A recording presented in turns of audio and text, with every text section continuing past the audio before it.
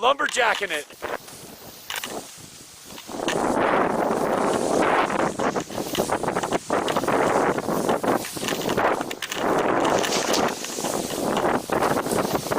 Okay.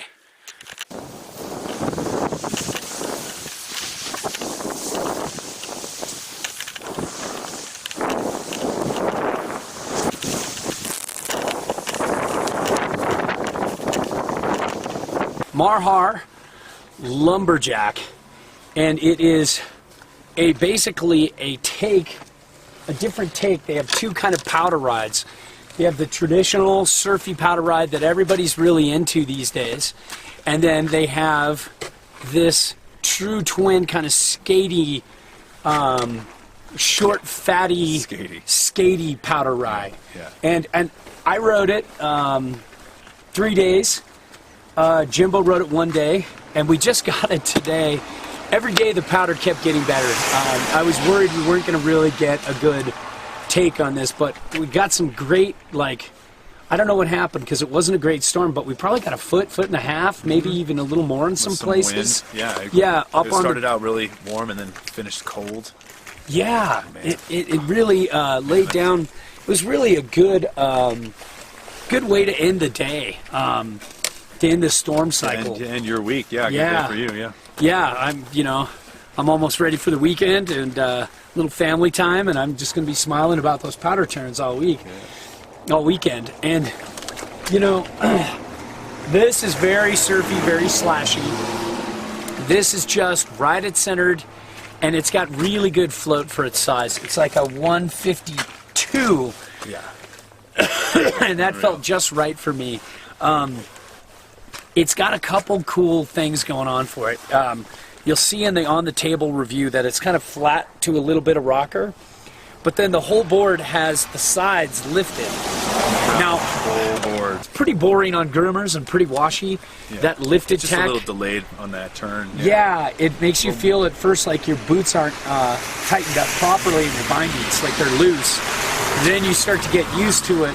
And you learn to commit that edge a little more. Tilt in the turns. This acts like the half-breed. You could go in and jib with this all day, and it's lifted and not bother your edges. It's so small. You could butter with this. You could really have a skate time with this. So this could act as a jibber and could act as your powder twin. There aren't many short, fatty powder twins. It feels like, in my memory, maybe I'm missing something, but it's like this and the Yes 2020.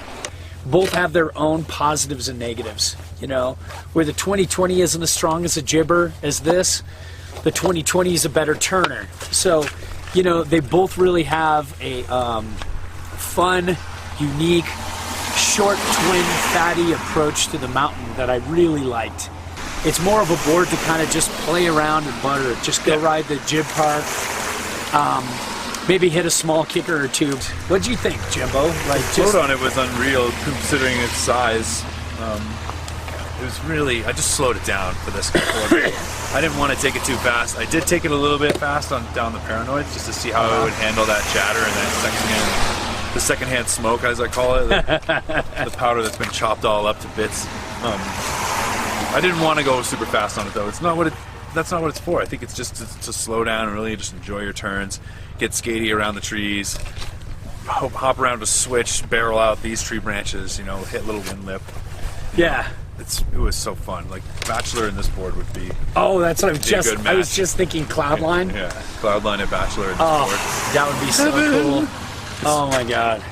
And I tried this with 2 different bindings and 2 different boots. I tried this with the Burton A&B and the Super Pro, and then I tried it with the Adidas Tactical and the Atlas, and the Adidas, the Union Atlas, and then the Adidas Tactical and the Super Pro. And I found it was best with the like a softer boot, like the Burton A&B and the Super Pro. It likes a softer, more skatey kind of feel. But here's the interesting part. I could get a little surfy. It was definitely twin surfy, but I could get a little surfy in the powder when I had a few moments with it. But what I really liked about this, it just felt so natural telling me to turn around and go switch. Where I'm not normally a switch powder rider, I usually favor that. It really made it fun to ride switch and powder, and it really helped me up my switch powder riding game. So I think all in all, it's a really fun board, and I think it's, while it might not be a powder favorite or anything like that, it's definitely for a rider like Jimbo who likes to kind of do everything and kind of be everywhere. This thing would excel at Mammoth too with our wind buff, our wind-loaded wind buff, that cream cheese frosting we get. Would really excel. And it was great today.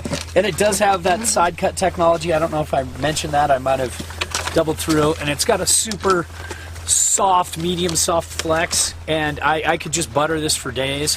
I had a blast doing that. And it was just, it's kind of fun. Like with a Woodsman, the deeper the powder got, the better the ride was. Where with the Lumberjack, from the first shitty powder day I rode it in, kind of like stormy, super wet, and not that deep, to the second day, stormy, a little drier, but not that deep, and then to the third day, a good, decent, fair powder day, a good powder day, especially over on the back.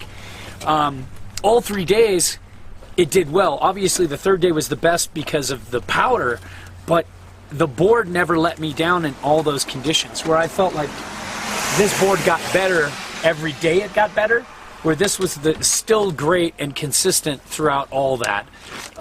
You just have to remember, you're not getting this board to make big turns. You're just getting this board to skate around and to butter and you're to not play. going down Stump Alley wide open with the throttle all the way down. Stump Alley's It's a run at Mammoth. a stock run, it's got a good amount of steep, a good amount of play. But yeah, and it's got good pop. It's not great, but it's good. And anything else you want to add? I had a blast. Check out I had a blast. I had a blast. Check out the footage.